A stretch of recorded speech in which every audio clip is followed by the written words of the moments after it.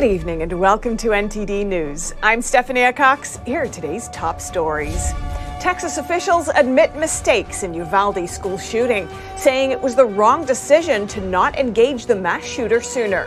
This amid scrutiny over why it took law enforcement around 1 hour to engage the gunman.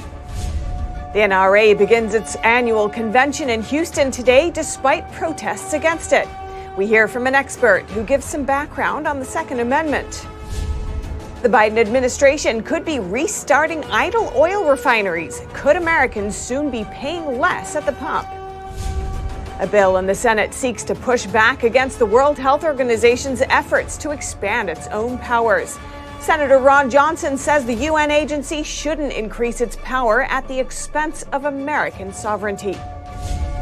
And this Memorial Day weekend, a retired Marine Corps Lieutenant Colonel discusses with NTD the meaning of sacrifice.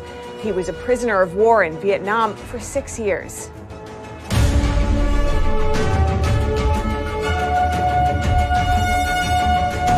"21 crosses have been set up in memory of the victims at Robb Elementary. NTD's Jason Perry was at the town square in Uvalde, where members of the community are still reeling from the tragedy that unfolded there days ago. I'm here at the town square of Uvalde, Texas, and now the center of town has become the center of attention. Around this fountain at the town square, it's surrounded by 21 crosses, each having one of the victims' names on it. People have come from all around to show their respect. Did you say like you were related to someone? Yeah, the very first cross belonged to my niece. Her name was Jackie. Jackie Casares, man. Yeah, yes, sir. And then so how did you find out about it? My sister Julie called me for prayers that the school was under active, there was an active shooter in the school. And then my brother Javier called me because we're all close. We don't get, when it comes to real bad like that, then we'll call the person directly. You know, she did that for prayers, but my brother Javier called me and he said, "Brother," goes, "my baby's gone, man." I'm like, "What?" I said, "No, man. I couldn't believe it. You know, I broke down too. You know, it takes a lot for me to break down. I think that a lot of things should change. You know, for one, the age. These are kids that are out of high school, still in high school. Man, they just barely learn how to wipe their rear. You know, this kid was not a man yet, and they allowed him to get a rifle at 18. We can vote these people out and change the laws, the gun laws. How do you let an 18-year-old kid who can't do a lot of legal things, but yet can buy guns and ammunition like this young man did? Just here lately, all the laws that were relaxed in Texas, you, I, any one of us can walk into a store, buy a gun, don't need permits, don't need training, don't need license. What the hell is this gonna cause? Just create chaos and, so again, our only hope, my hope is that people will finally realize that we, the people, should be in charge and demand that the laws are changed. There needs to be better security. There was no one there to stop him. No one there. No one wanted to go in. These were just kids. And this afternoon, Texas Governor Greg Abbott said that an anonymous donor had donated $175,000 to cover the funeral costs of all who perished in the shooting. Texas officials admitted today that it was the wrong decision to not engage the mass shooter sooner. This comes after the victims' families demanded answers from law enforcement about why it took them around 1 hour to engage the gunman. NTD's Grace Coulter has the details. Amid scrutiny of the police response to the Robb Elementary School shooting in Uvalde, Texas, officers are admitting mistakes were made. Texas Department of Public Safety Director Stephen McCraw explained Friday why police did not engage the shooter sooner. The on-scene commander at the time believed that it had transitioned from an active shooter to a barricaded subject. McCraw said the commander was convinced at the time that there was no more threat to the children. The school shooting, which took the lives of 19 children and 2 teachers, was carried out by 18-year-old Salvador Ramos. Ramos ultimately locked himself inside a classroom with students inside. The decision was made on the scene. I wasn't there, but at the same point in time, a decision was made that this was a barricaded subject situation. There was time to retrieve the keys and wait for a tactical team with the equipment to go ahead and breach the door and take on the subject at that point. That was the decision, that was the thought process. McCraw later said this was the wrong decision. Police should have entered sooner. From the benefit of hindsight, where I'm sitting now, of course it was not the right decision. It was the wrong decision, period. There's no excuse for that. McCraw provided more details about how Ramos entered the elementary school and was unobstructed. He said Ramos came through a door that was propped open by a teacher just minutes prior. That same teacher had called 911 after seeing the crash and the gunman, but did not close the door. There was no school resource officer at the school, though McCraw couldn't say why. The officer, he said, later responded to the 911 call. Details provided by officials Friday give a more specific timeline of events. Here's what we know so far. At 11:28 a.m., Ramos, traveling in his grandmother's pickup truck, crashes into a ditch near the school. He exits the truck carrying a gun and a bag containing ammunition. Ramos shoots at two witnesses outside a funeral home across the street before heading toward the school. He then climbs a fence into a parking lot and fires multiple shots at the school. At around this time, the Texas DPS is alerted to the shooter by local police. At 11:30 a.m., a 911 call is made about a car crash and a man with a gun. Police vehicles arrive at the funeral home. The school resource officer arrives and confronts a teacher, mistaking them for the suspect.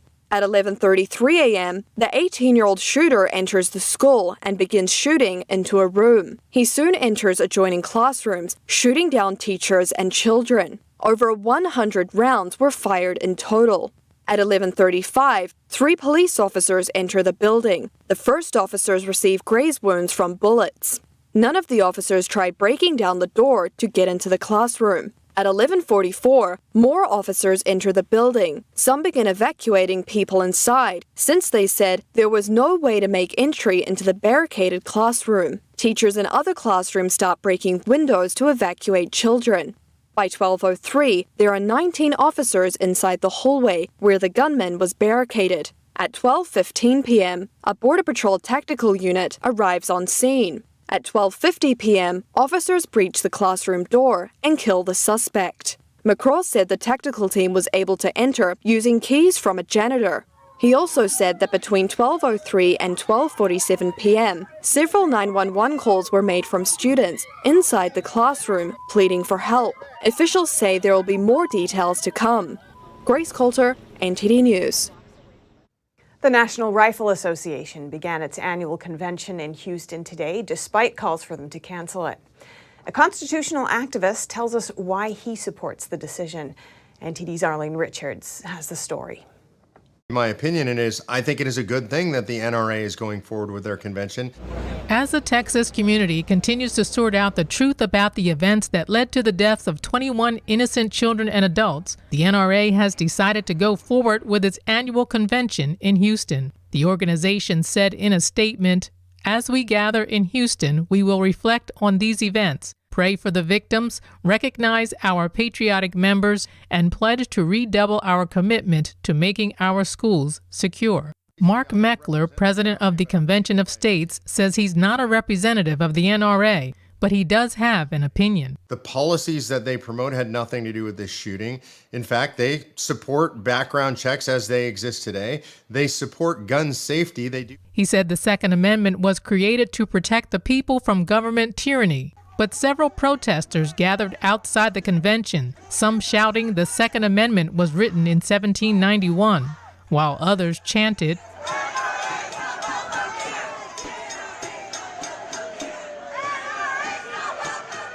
Meckler explained why the Founding Fathers thought it was important for the people to be armed. They lived under a government that became tyrannical, that stripped them of their weapons and ammunition, and then imposed that tyranny by literally quartering forces in their homes. And so they had this experience that the only way to resist tyranny was to have an armed population, what they called a well-regulated militia. So they understood that ultimately tyranny might need to be resisted at the point of a weapon and that the people should be armed and trained. Houston Mayor Sylvester Turner said at a press conference Thursday that the city was contractually obligated to let the convention go forward. Former President Donald Trump didn't cancel his scheduled speech, while Governor Greg Abbott canceled his in-person appearance to speak in Uvalde instead. Arlene Richards, NTD News, New York. Democrats are demanding stricter federal gun laws, and some Republicans are willing to find common ground. NTD's Jeremy Sandberg has more. In the aftermath of the Texas elementary school shooting, Senate Minority Leader Mitch McConnell says he's hoping for a bipartisan solution directly related to the facts. McConnell has instructed Senator John Cornyn to negotiate with some Democrats, including Senators Kyrsten Sinema and Chris Murphy, in working out a compromise bill. Outrage. McConnell emphasized he's not pushing for legislation that would advance a partisan Democrat agenda, but instead find a legislative solution directly related to the circumstances of the Uvalde school shooting. Democrats will need support from at least 10 Republicans to overcome the Senate's 60-vote filibuster. Senator Lindsey Graham has suggested a willingness to work with Democrats on a legislative response. Republican Senator Mike Rounds also said a bipartisan agreement could be reached. He indicated such a bill might not include new gun regulations at all, and focus instead on providing additional funding for law enforcement to localities. Other prominent Republicans have rejected any efforts to concede to Democrats' demands on gun laws and place more attention on making schools safer. Senator Ted Cruz attended a prayer vigil in Uvalde, Texas, to offer his sympathy and support to the community. Cruz was firm on his position when asked if it was time to reform gun laws. If you want to stop violent crime, the proposals the Democrats have, none of them would have stopped this. Some Democrats have expressed optimism that a compromise bill can be reached. When will it end? Senate Majority Leader Chuck Schumer says he will continue to work with Republicans to reach an agreement. He has accused Republicans of being disconnected from the suffering of the American people. Too many members on that side care more about the NRA than they do about families who grieve victims of gun violence. Jeremy Sandberg, NTD News. Former President Donald Trump is again ordered to testify in New York's investigation. A state appeals court unanimously upheld a trial court decision from February that enforces subpoenas served on Trump, Ivanka Trump, and Donald Trump Jr. The subpoenas were served by New York Attorney General Letitia James as part of her nearly 3-year investigation into the Trump Organization. In January, James said she had uncovered significant evidence of fraud. Trump issued a statement saying the accusations were false and that James was targeting him and his family. The appellate court said the Trump family is not being treated differently from others in similar situations. Trump has resisted the subpoena, even though the trial court ordered him to pay a fine of $10,000 per day. And the Biden administration is reportedly reaching out to the oil industry to talk about restarting closed refineries, an attempt by the White House to tackle high gas prices. Will turning refineries back on help with how much you pay at the pump? NTD's Donbas speaks with Jason Isaac, energy expert and director of think tank Life Powered. Jason, thanks for joining us today. So the Biden administration is apparently looking at possibly restarting closed refineries to tackle gas prices. I want to get your reaction. Are you feeling optimistic? What are you feeling hearing this? No, this isn't optimistic. It's a last-ditch effort and continues the streak of the Biden administration reaching out and begging Venezuela, begging Iran for oil. When we have those natural resources right here in North America, it's going to take a year, maybe 18 months to get re-shuttered or shuttered refineries back open. Would you just briefly explain what the roles of refineries are? So the refinery is referred to as really the downstream, where you take oil and gas that has been piped to these refineries. This is what the Keystone Pipeline was going to do. It was going to bring heavy crude from North America, from Canada, down into the United States, into the Gulf of Mexico, where that would then be refined into products such as diesel, gasoline, plastics. Those refineries is where we get the goods that really are powering our nation. So Jason, high gas prices, are we not producing enough or are we not refining enough? No, our refining capacity, I believe, in the last 10 years has decreased significantly. I think it's about 50%. So you can't get the assets that you need, the capital that you need to build a new refinery. And if you could, you likely can't get it approved from the federal government because the regulations and the permitting process takes years. So do you think restarting refineries will have an impact on gas prices at the pump? I think the best thing that the government can do right now is to get out of the way. And that's going to send signals to the market that they'll actually be able to produce, pipe, and refine more oil and gas here in the United States, which just those signals alone will decrease the cost because the markets will react in that fashion. Do you see any hope for gas prices coming down anytime soon?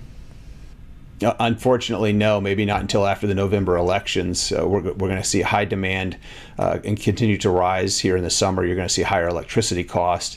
Those electricity costs, you need a lot of electricity to refine goods. And so with those costs increasing, you're going to continue to see the cost of producing, refining the energy products that we use on a daily basis is going to continue to increase. Do you have any advice for everyday Americans who this is impacting? Absolutely. They need to contact their elected officials and tell them to embrace American energy and American energy independence. We should be building pipelines. We should restart and build. But the Department of Interior, the EPA, they're approving windmills that produce electricity when the wind is blowing, if it's not blowing too hard, but not approving any new leases, not approving new pipelines or new refining capabilities, and that's incredibly detrimental. So we've got to get those agencies to listen to the elected officials. Jason Isaac, Director of Light Power, thank you for coming on. My pleasure. Thanks for having me on.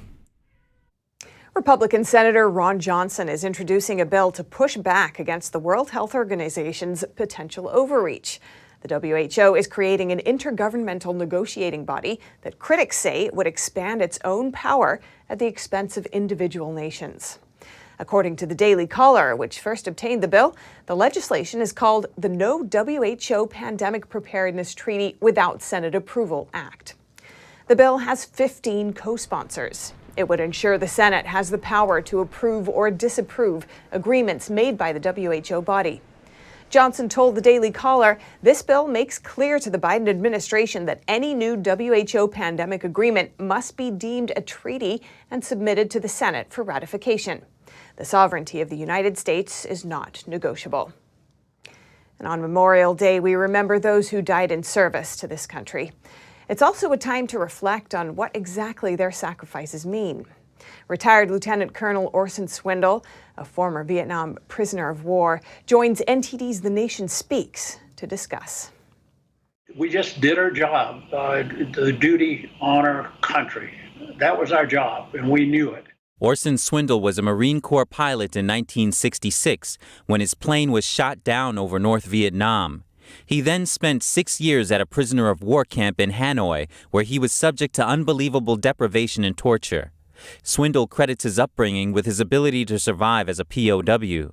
And I was from a little town of about 3,500 people back in those days in the mid-50s. And we were educated so finely by devoted teachers. I had one teacher that taught 3 generations of my family. They taught us about honor, honesty, commitment, responsibility, faith. And our education was, to me, boundless. Swindle says the military has a written code of conduct for prisoners of war. It evolved after the Korean War and is taught to members of the military early on in their career. We have been taught to love this country, to realize that we have to serve it, and we have to do it honorably, and we have to have a commitment to do things the proper way and to always be loyal to our country and each other. Looking at the current state of affairs in America, Swindle says he is extremely distressed. He points to efforts to tear down history and calls them a long continuum of efforts to tear down this country and its culture. We don't wake up. They may succeed. And my generation, we've done about all we can do. We can be an inspiration to others if they would pay attention, but I hear kids in college, they're just college students talking about their insecurity, and they need safe spaces to be protected from the way the world is. And you got to be kidding me. Swindle's advice to people is to get informed, be active, and pay attention to politics. You can watch the full interview with Lieutenant Colonel Orson Swindle on Saturday at 11 a.m. Eastern Time on NTD's The Nation Speaks with Cindy Drukier.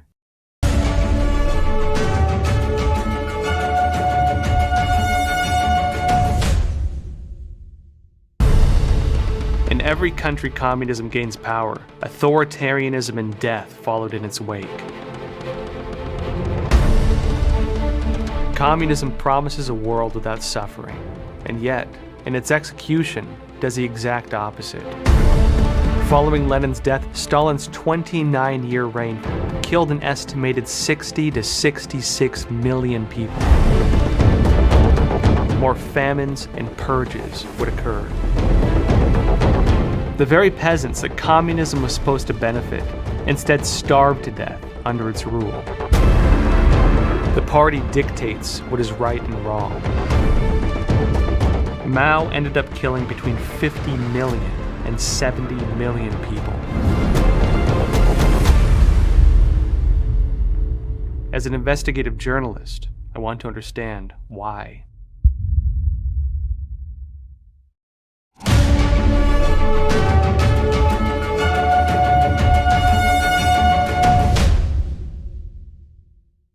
More than 40 people have been arrested in New York City. Their alleged crime? On the surface, it might look like shoplifting, but there's more to it. NTD's Arian Pazdar has the details from Manhattan. You might have seen videos of people shoplifting and no one seems to be stopping them. It happened in cities across the US. Now here in New York, one man hired people to steal for him, and he made a multi-million-dollar business out of that. Ronnie Rubinoff is the alleged ringleader. Below him, around 10 organizers and 30 so-called boosters, people who allegedly stole items for him. Rubinoff trained these employees to procure and directed the boosters to steal specific items.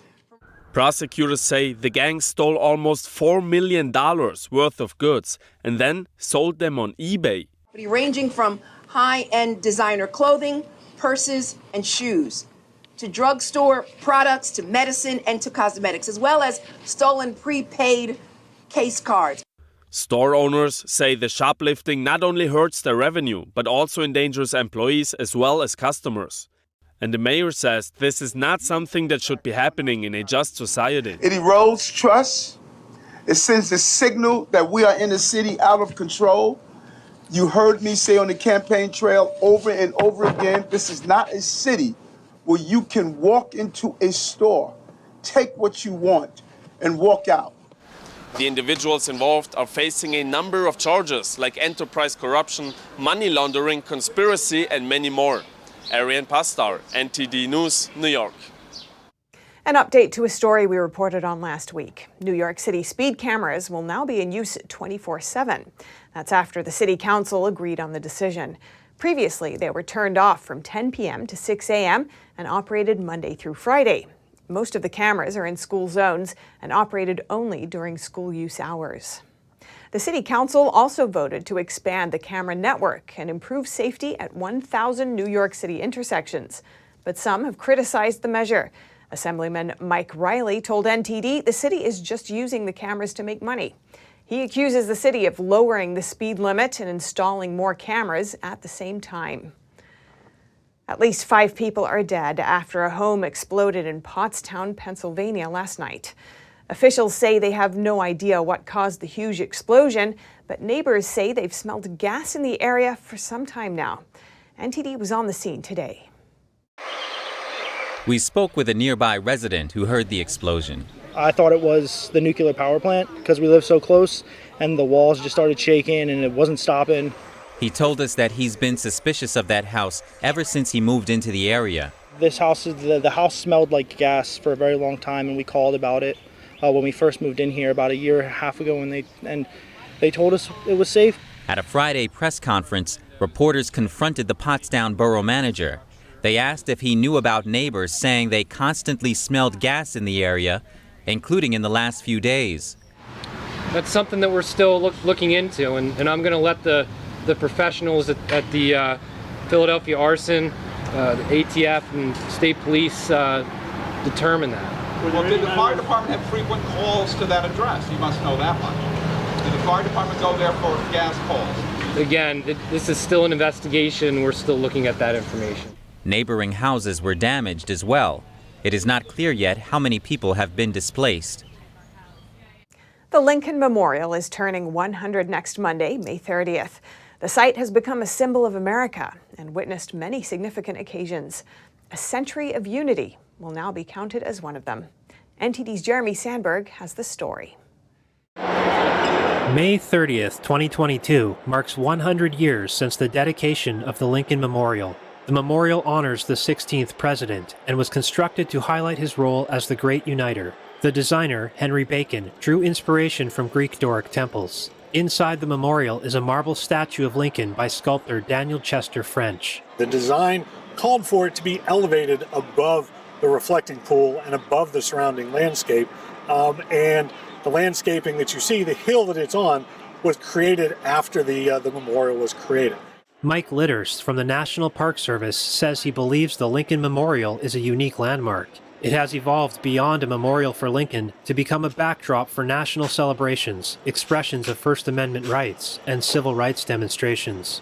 Starting in 1939, for example, we see Marian Anderson give a concert on Easter morning here after being denied access to Constitution Hall due merely to the color of her skin. Of course, Martin Luther King delivers what is arguably the most famous speech in American history from the steps of the Lincoln Memorial during the March on Washington for Jobs and Freedom. Every year, more than 8 million make the pilgrimage to visit the Lincoln Memorial, making it the most visited memorial in the nation's capital.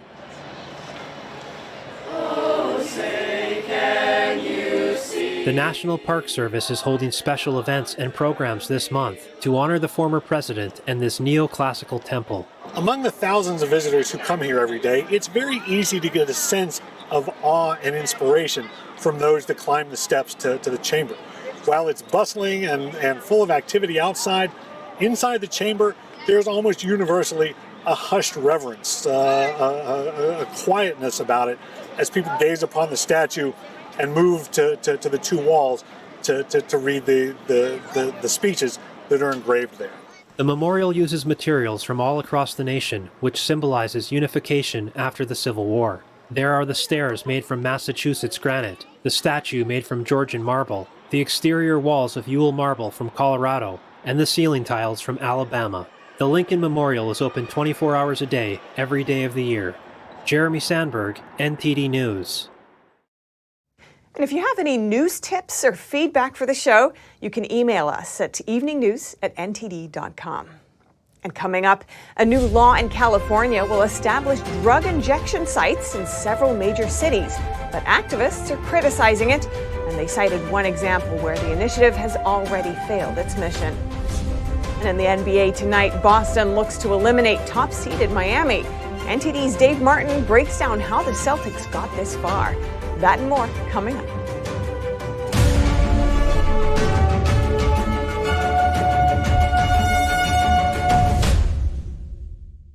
Hello, I'm Mike Lindell, and as you know, my passion is to help each and every one of you get the best sleep of your life. That's why I created my new Giza Dreams bed sheets. I started by using the world's best cotton called Giza. It's only grown in a region between the Sahara Desert, the Mediterranean Sea, and the Nile River. It's ultra soft and breathable, but extremely durable. I guarantee you they'll be the most comfortable sheets you'll ever own. I do not like my sheets. I love my Giza Dream sheets. I'm interrupting this commercial to bring you my BOGO extravaganza. For example, you can buy one of my Giza Dream bed sheets and get a second set absolutely free. Or my 6-piece towel sets. Buy one set, get another one absolutely free. Or you can get my classic premium My Pillow and get another one absolutely free. So call the number on your screen or go to mypillow.com. Use your promo code to get my buy one, get one free offers and get deep discounts on all My Pillow products. Communism is evil. Oh, come on. Listen, if you're as tired of the censorship as I am, I've actually got good news for you. Check out epictv.com. It's a brand new censorship-free video platform where you can find not only my show, but other deep documentaries, great programs, and honest movies. that bring you the news without all the spin and the fake narratives. So, I'll see you there.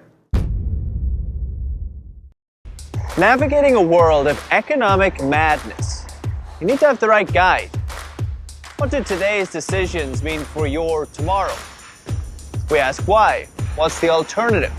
Uncover the deeper reasons and the hidden influences, and highlight the real opportunities for profit. At NTD Business, we connect the dots for you. Good evening. Thanks for joining us. NTD Business. I'm Paul Green.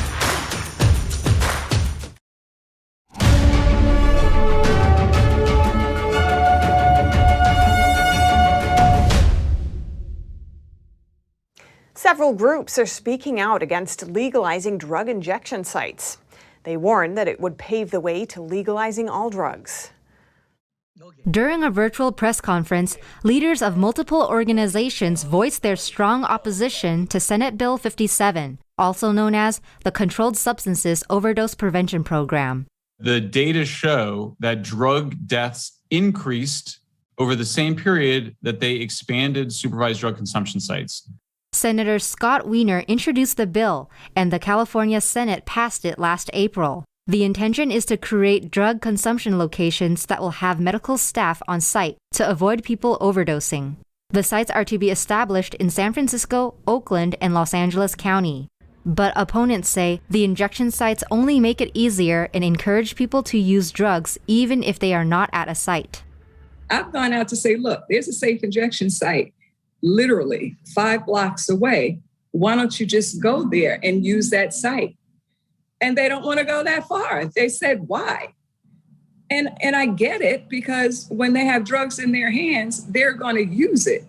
Moreover, the injection sites always becomes a magnet for drug dealers, drug addicts, robbers, and the like, hurting the nearby communities seriously. They highlighted the now failed Tenderloin Linkage Center in San Francisco. It was designed to keep the open drug scene contained in an area, but instead has spread across 2 neighborhoods. The goal was to link people to drug recovery, but that part of the center has been shut down after roughly 4 months of operation because very few people received help. The whole program is contrary to how they do it in Europe. In Europe, they pressure addicts engaged in dysfunctional, inappropriate behavior. They do not normalize drug consumption in those European cities. San Francisco is normalizing hard drug use, open-air drug dealing, and public camping as somehow normal behaviors that should be expected from people using hard drugs. And the reason so much attention is being drawn to it recently is because of the deaths of folks that, come from well-to-do families. And it's tough because they're turning to these things to inject drugs like heroin. Obviously, they start with opioid epidemic, and they switched over to heroin because heroin is much cheaper. So it's being involved, it's being engaged in fighting it.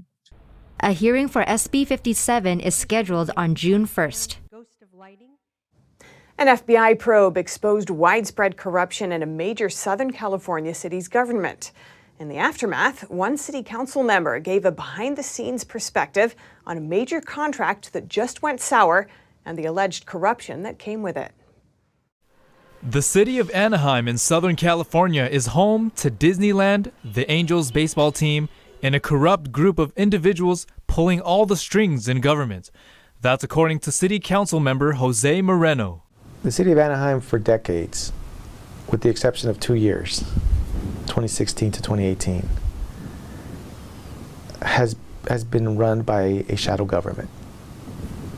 It's been run and at what is now understood in the lexicon of Anaheim, a cabal. That's in our FBI documents. They called themselves that. They called themselves a family. One member of the alleged cabal, former Mayor Harry Sidhu, resigned this week amid an FBI corruption probe. Moreno told California insider Siamak Karami that Sidhu misled the community in an obscure lease extension deal that was unfavorable for the city, but favorable for the manager of the Angels. At least 2 of us thought, Denise Barnes and I, and the public, and the media, thought he was simply asking for a 1-year extension on the lease.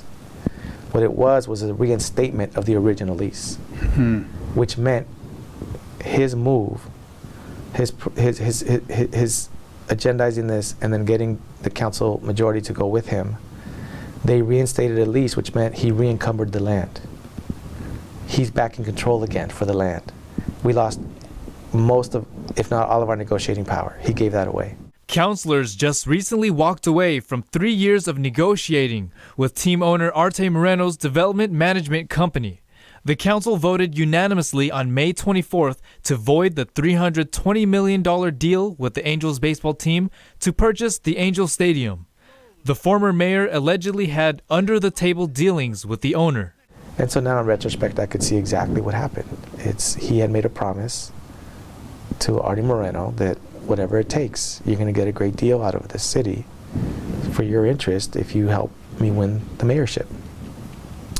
And he delivered. NTD reached out to the Anaheim Mayor Pro Tem for comments, but did not hear back by press deadline. To watch the full program, you can find California Insider on YouTube or on Epic TV on the Epic Times website. And the U.S. Census Bureau's annual population totals show that the trend of people leaving big cities in America is still continuing.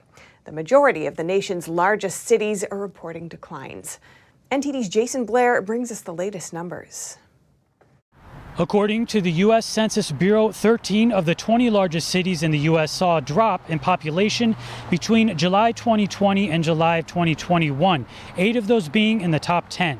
San Francisco saw the steepest percentage decline in the country. It lost 6.3% of its residents compared to 2020. New York City lost 3.8% and Washington, D.C. 2.8%. Among the 7 in the list that gained numbers, the highest is Fort Worth with a 1.4% gain, with San Antonio and Phoenix following, each gaining just under 1%. When counting the 15 fastest growing cities by percentage with 50,000 people or more, the state of Arizona claims the most with 5 of the top 15, and Texas, Florida, and Idaho tying for second with 3 each. Jason Blair, NTD News. California's energy prices, already high, are likely to get higher. The long drought they're facing could lower their hydropower by almost a half. That's according to the Energy Information Administration. It says hydropower may be producing 8% of California's electricity as opposed to 15%. This may also lead to a 6% increase in carbon dioxide emissions and a 5% increase in electricity prices. Government data shows that California has the second highest residential electricity prices in the country, behind Hawaii. Officials say the state may lose power this summer during heat waves and wildfires because the grid lacks capacity. And now for your sports news, here's NTD's Dave Martin with today's top stories. Tonight in NBA, Boston can clinch a trip to the finals for the first time since 2010 with a win at home over Miami. The Celtics pulled out a critical win in Game 5 Wednesday by running away with the game in the second half. Boston held the Heat to just 7 of 45 shooting from three-point range as Miami hit just 32% of their shots overall. The Celtics had Defensive Player of the Year Marcus Smart back for Game 5, though he's still listed as questionable for tonight's contest.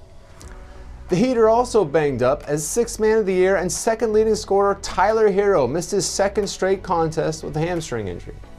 Meanwhile, teammates PJ Tucker, Max Struss, and Kyle Lowry all played in Game 5, but are still listed as questionable with injuries. Should Miami pull off the win, they'd get Game 7 at home Sunday, with the winner facing Golden State in the finals. The Warriors topped Dallas last night 120-110 to advance their 6th finals appearance in 8 years. Guard Steph Curry became the first ever recipient of the Magic Johnson Trophy, awarded to the MVP of the Western Conference Finals.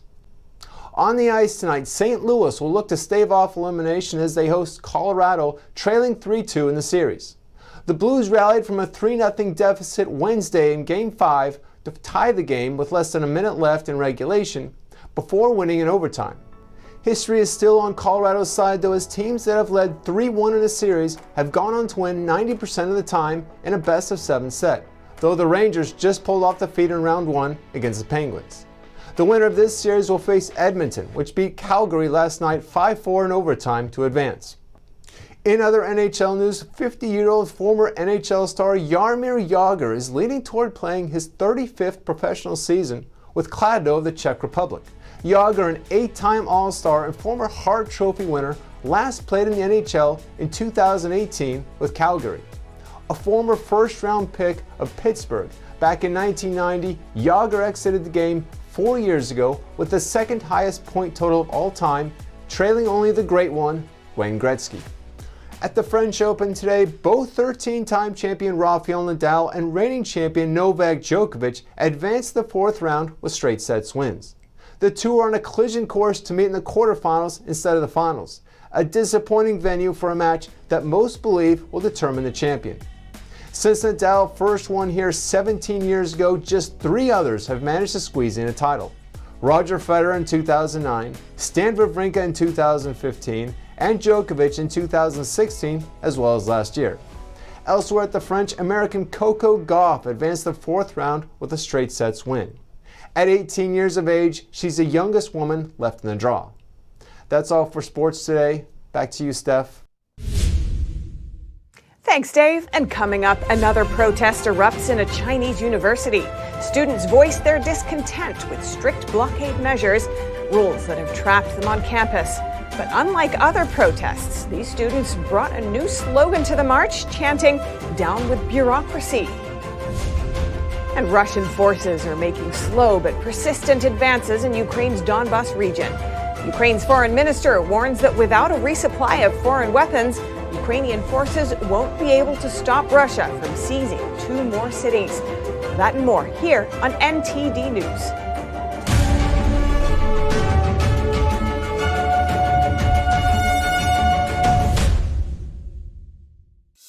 At The Nation Speaks, we don't just scratch the surface. We want to go wide and deep. Our viewers come away with a much richer understanding of the issues of the day. We really make a big effort to bring on different voices onto the show. We don't just talk to experts and newsmakers, which of course are extremely important, but we also want to hear from the American people. So the people who are impacted by the policies and issues that we're talking about, because what they have to say is just as important to the national conversation.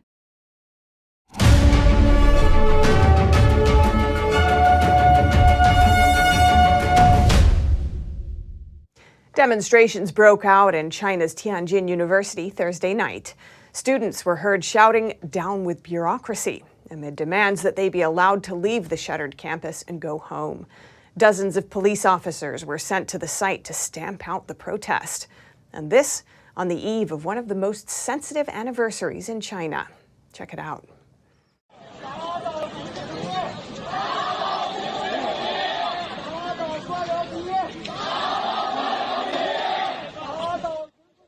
Following several successful protests in Beijing universities, another erupted in Tianjin University Thursday night. The city's strict zero COVID-19 rules mean students have been stuck on campus and blocked from going home. Thursday, hundreds of them assembled on campus to protest, yelling, "Let me go home." The student protest marked a decision to take the mass appeal route, rather than addressing concerns more quietly through representatives and school leaders.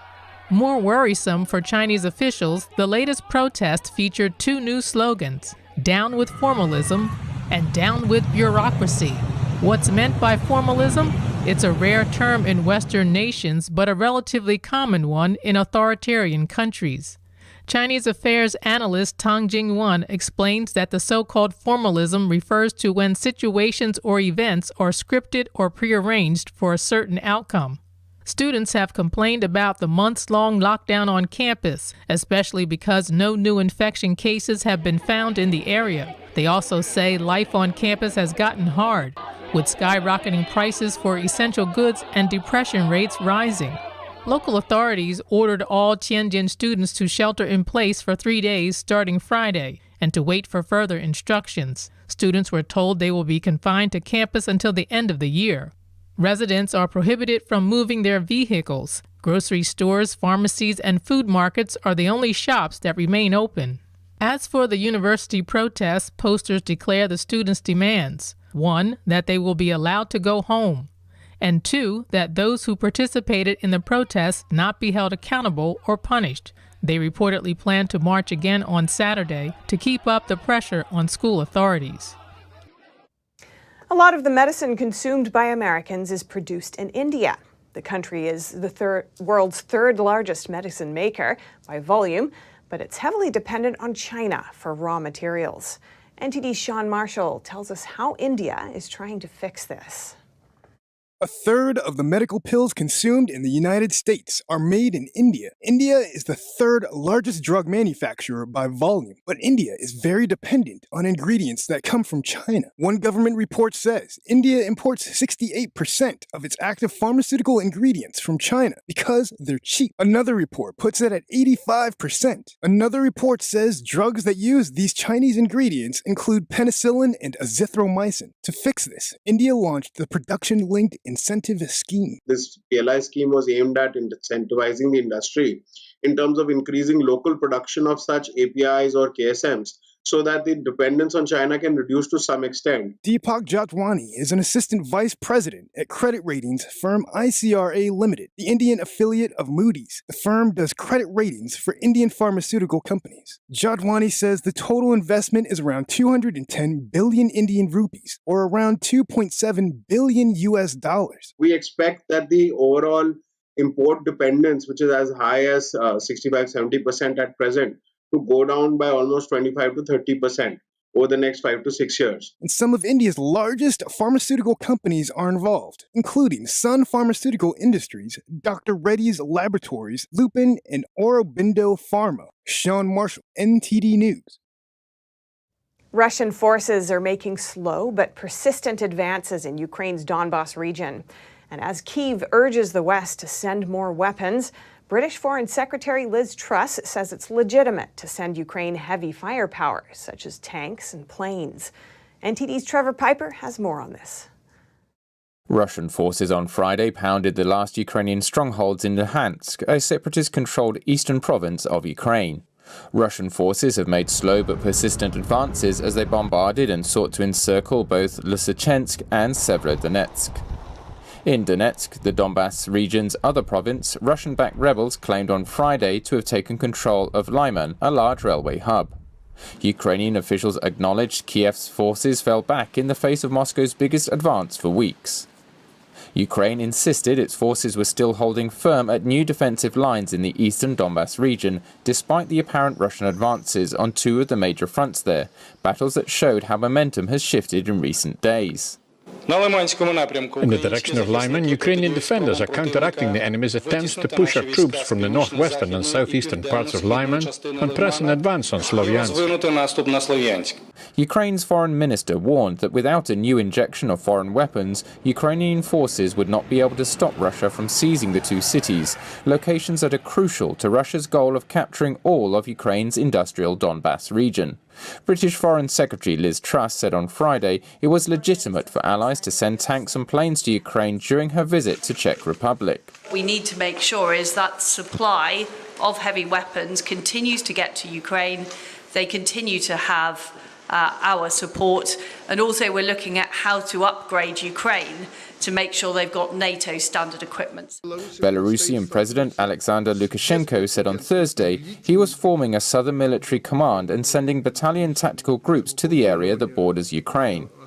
We are now forced to quickly optimize our southern border defenses. You can see that. The armed forces are rotating special forces from the western and northwestern sectors. Battalion tactical troops are requested to send south. Belarusian territory has been used for rocket attacks on Ukraine, but its military has so far not taken part in the Russian ground operation. Ukrainian authorities have expressed concern and fear that Belarus may agree to wider participation in the war. Several strikes hit Ukraine's second biggest city, Kharkiv, on Thursday, as local authorities claim Russian shelling killed at least 7 civilians and wounded 17. Ukrainian President Volodymyr Zelensky on Friday said Ukraine was not eager to talk to Russia's Vladimir Putin, but that it has to face the reality that this will likely be necessary to end the war. Trevor Piper, NTD News. Coming up, a 3-day Star Wars celebration in Anaheim, California features a special celebration for upcoming Lucasfilm television productions. Find out more in just a moment here on NTD News.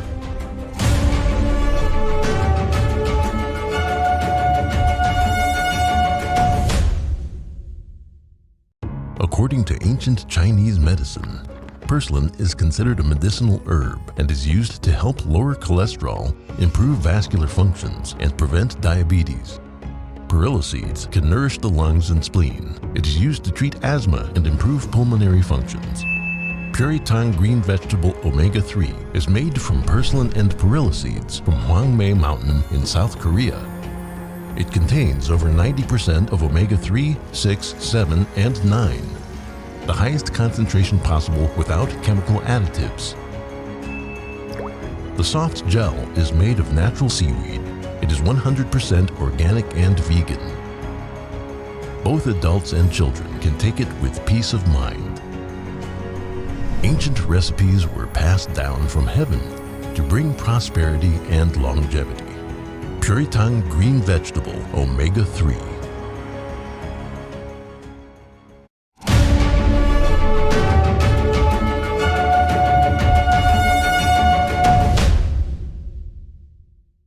A three-day Star Wars celebration is happening in Anaheim, California. It began on Thursday with a special event for upcoming Lucasfilm television productions. While today, the first episode of a new series starring Obi-Wan Kenobi launches online. NTD's Andrew Thomas has the details. Ewan McGregor stars and executive produced Obi-Wan Kenobi and explained why he reprised the role from the prequel films without there being a script. It wasn't that they sent me a script and I said yes or no to it. We sort of developed the story together to a degree. It was going to be a movie at one point. W.H.O then came on and it became a TV series, and so with Deborah's brilliant direction, we ended up, I think, with a really good story, you know. Also retaking his role is Hayden Christensen, although now he is Darth Vader instead of Anakin Skywalker. This meant the Canadian actor had to don the iconic black suit for the role. I mean, it's such a incredible costume and such an iconic costume that you put it on and you can't help but feel that, and then certainly walking out on the set and sort of seeing people's reactions, that's always been good fun, and I've always really enjoyed that part of it. The second television series soon to be launched is Andor, which follows the history of Cassian Andor from the film Rogue One, a Star Wars story. Although the character died at the end of the film, he lives on again in 2 seasons of Andor, which is set to start streaming in August. The character is played by Diego Luna.